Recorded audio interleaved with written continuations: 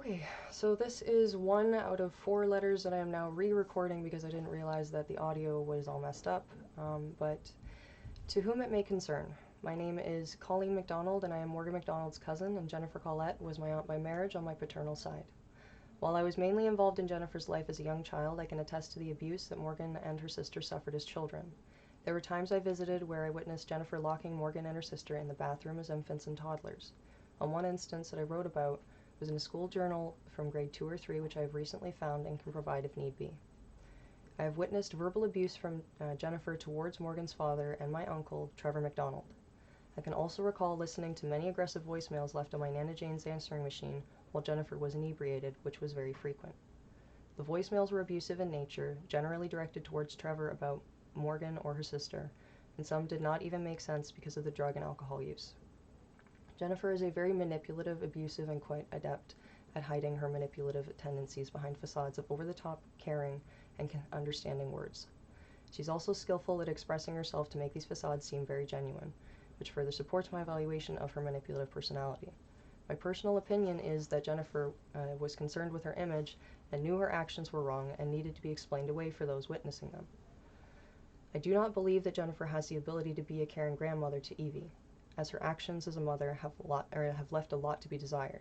It is my opinion that if Evie were to have visits with Jennifer, it would be detrimental to Evie's mental well-being, as well as Morgan's.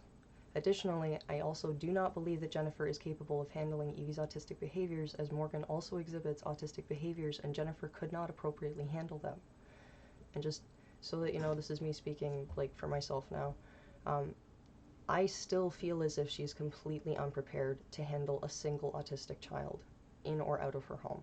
I don't know what it is that she could possibly have done to change the way that she used to be, but if she's still hitting, yelling, and locking children to chairs or forcing them to go to their room, like with timeouts and stuff like that, it's not as effective as you think it is on a child with oppositional defiance disorder.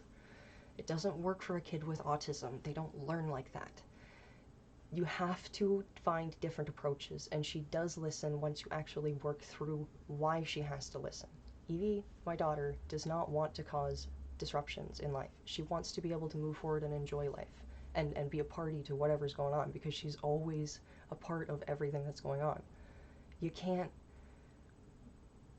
The way that they punish, she's going to have shrieking meltdowns and emotional, just, her life is going to be tumultuous in a way that I can't even begin to describe it, and she does not deserve it. So this is, I'm not speaking from my own perspective now, this is me going back to the letter now.